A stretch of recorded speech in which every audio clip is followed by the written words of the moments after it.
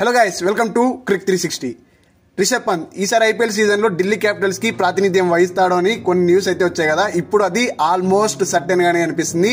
ఎందుకంటే అతను గత 2 months నుంచి డైలీ యాక్టివిటీస్ లో అయితే పాల్గొంటున్నాడు అనమాట. ఫిట్నెస్ రొటీన్స్ లో, ఆ తర్వాత రన్నింగ్ సెషన్స్ లో, తర్వాత వికెట్ కీపింగ్ సెషన్స్ లో. అది మన సోషల్ మీడియాలో చూస్తున్నాం కదా ఎంత యాక్టివ్ గా పాల్గొంటున్నాడో.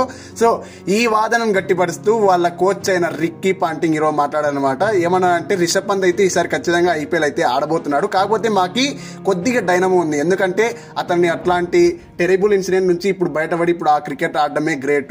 ఇప్పుడు అతన్ని మేము నంబర్ 4 వికెట్ కీపర్ బ్యాటర్ గా ఆడిస్తూ కెప్టెన్ గా అతన్ని కొనసాగించాలా, లేకపోతే కనుక అతన్ని జస్ట్ ఇంపాక్ట్ ప్లేయర్ రూపంలో వాడుకోవాలా అన్నట్లయితే మాకు కొద్దిగా ఇక్కడ డైనమో అయితే కనిపిస్తుంది.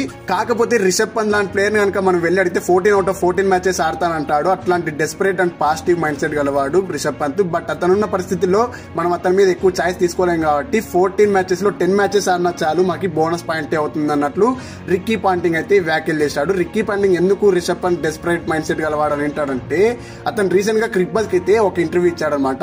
ఆ ఇంటర్వ్యూలో ఏమన్నాడంటే 2023లో మా ఢిల్లీ క్యాపిటల్స్ వాళ్ళు తీసుకుంటున్న కొన్ని నిర్ణయాలు అయితే నాకు అస్సలు నచ్చలేదు. ఆ టైంలో ఎలా అనిపించిందంటే అప్పుడప్పుడే వెళ్ళి గ్రౌండ్ లోకి వెళ్ళి అక్కడ కోచ్ కి కెప్టెన్ కి సలహాలు ఇద్దామంటే మీరు చేసిన తప్పు అన్నట్లు సలహాలు ఇద్దాం అనుకున్నాను. కాకపోతే అప్పుడు నేను ఢిల్లీ క్యాపిటల్స్ కి థర్డ్ పర్సన్ అవుతాను కాబట్టి అప్పుడు అనవసరంగా నేనే అక్కడ కోచ్ కి తర్వాత కెప్టెన్ మధ్య కలహాలు సృష్టించిన వాడిని అవుతాను. కాబట్టి అక్కడ నేను చాలా కంట్రోల్ చేసుకుని ఉన్నాను అని రిషబ్ పంత్ కూడా చెప్పుకొచ్చారనమాట.